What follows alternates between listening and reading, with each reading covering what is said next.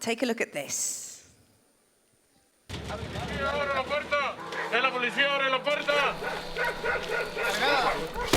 I was turning 13. I was 11 years old. I was alone. I was afraid. I was 15. I had no life skills, and it was so very easy to exploit me. I didn't get any help from nobody. No one heard me. No one answered me. No one seemed to care. I wouldn't wish those years of my life upon my worst enemy.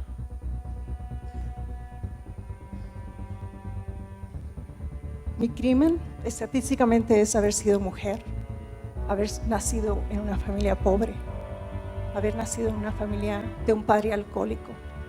Eso había sido mi crimen.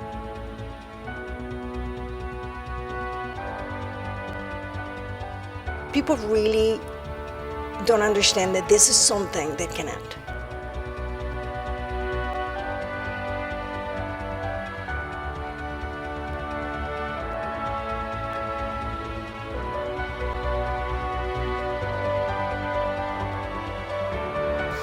The salt is eating my gums. I wanted to look like Angelina Jolie, but I think I look more like, Mickey Rourke on the wrestler. That's probably how I look. Oh my God,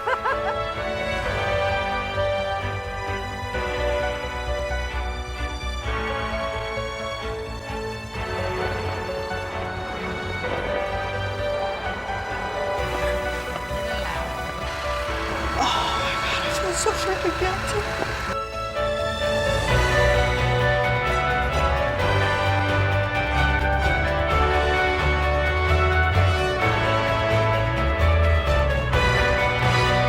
Que cada paso de tu recorrido, que cada vuelta de rueda de tu bicicleta, que cada vuelta de brazos, cuando nadarás, sea una víctima que se vuelve sobrevivientes. If it hurts so much, I don't even know what's a blister, what just pain.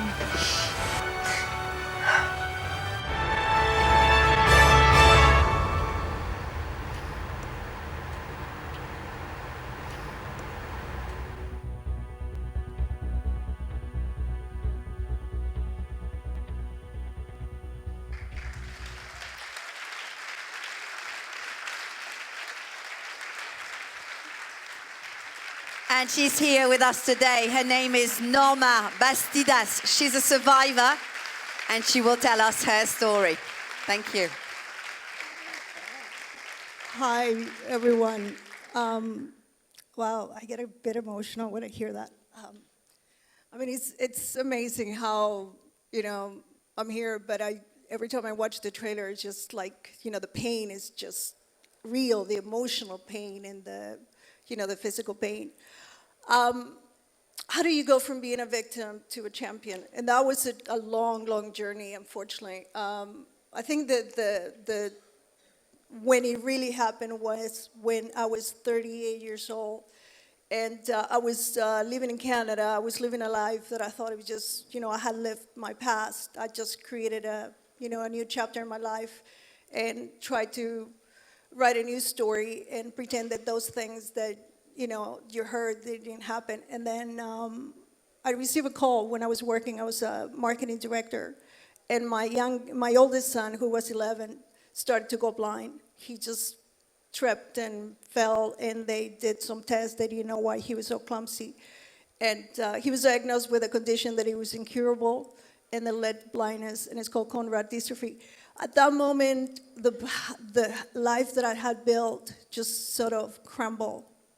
I don't know, it was maybe because by then I just felt that I had earned the right of an easier life. I had overcome so many things. But life isn't like that. It isn't things that you tick, that you just said, okay, I've earned my spot in heaven. That doesn't happen. And this was a challenge that I just needed to overcome. But I needed to do better than what I had done in the past of trying to overcome challenges. And the realization that I that I was a single mother with 2 little kids and an 11-year-old who needed my help, that it was now vulnerable for exploitation, for discrimination, was not lost in me, because the first time I was raped, I was 11 years old. And my dad had died, and my mom became a single parent. So at that moment, I decided that I wasn't going to ignore it, that I was going to confront it. But it's not as easy as just a switch you flip. I was terrified.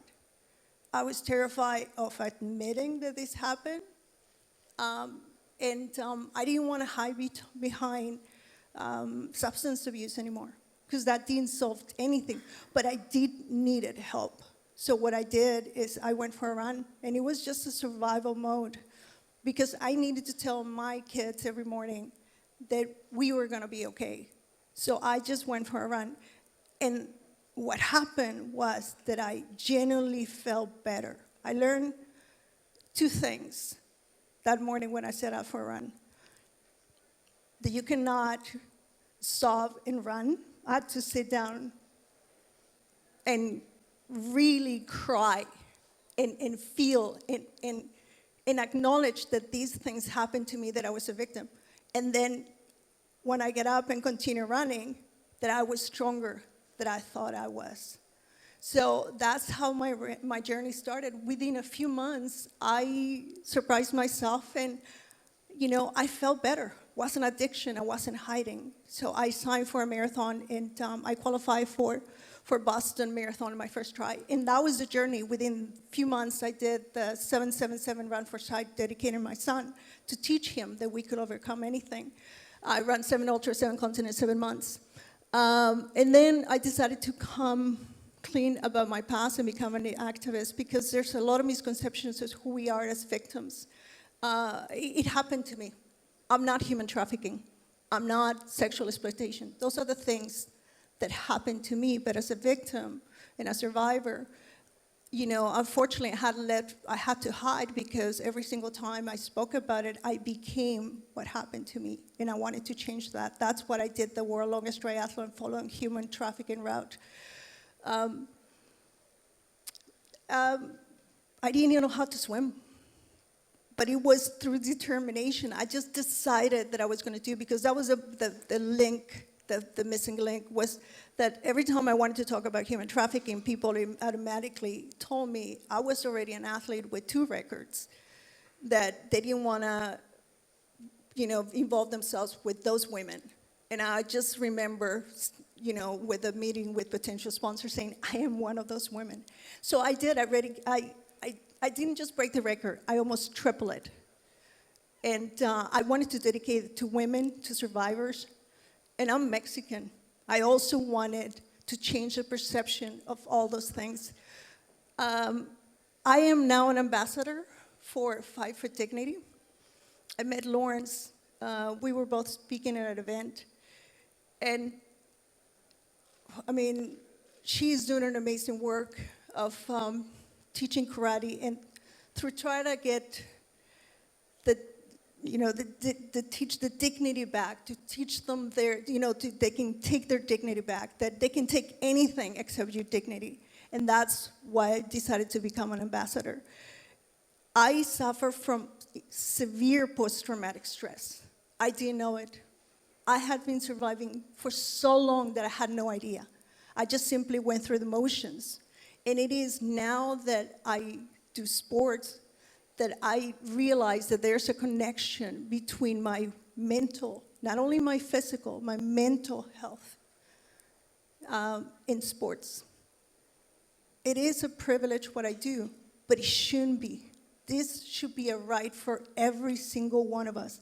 I wish I had found sports when I was a kid, but unfortunately, like a lot of poor families, it wasn't a priority for us. We didn't have the money. But especially for me, because I was a girl. Things, I am convinced, would have been so different if we support all these organizations that bring sports to everyone. Because I would have had I would have been taught differently that I was capable of many things, that I belonged to a tribe, that I belonged somewhere. And that was why it was so easy to exploit me, because I couldn't find a place where I belong. It's still an uphill battle, but I'm winning every single day. My son now is a visual artist. That's about how sports can change not only a family, but a community. I don't think I would have been able to, maybe history would have repeated itself if I had not found an outlet. It is not a cure, but it is absolutely something that helps me being able to participate in the world that most of us deserve, but unfortunately wasn't available to me. Why do I do things that are visible? I'm planning to run the US-Mexican border in a couple of months. Thank you.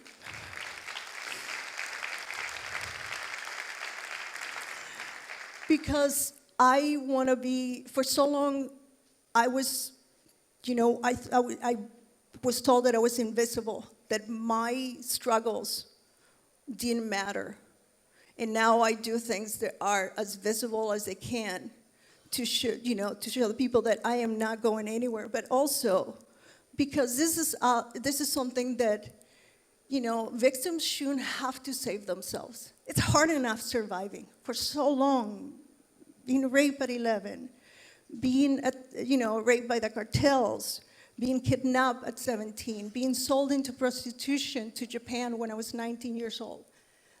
And of course, and then I was supposed to also save myself. There's no Liam Neeson kicking doors coming to find you. But we should as a community make sure that every child, every human being has a dignified life. And that's why you're here. It's not a frivolous thing. It is such an important part of making sure that everybody in this world belongs. So I'm just going to go and run the US-Mexican border. A few months ago, I was in the Arctic Circle, and unfortunately, I injured myself. I was running 700 miles unsupported with a sled, and I was paralyzed. Couldn't exercise for about 3 months, and the rehab was very painful. I relapsed, and I was hospitalized. I was in Los Angeles, and I relapsed so badly that within a few months, I was living in my car in Los Angeles. I couldn't function, and this happened last year. But it taught me something, that it's okay, because it is here. But as long as I have what I need to survive, I can always come. And that's when I went back running, and that's when, within a few months, as long as I started running again, I felt fantastic. My doctor said, just as long as you do the emotional hygiene that you need, just not only the physical, you'll be okay. And that's what I said, what do you want to do? And I was like, I just want to take the biggest battle I can. And right now is take on the fact that some people don't deserve that. Anyways, but thank you.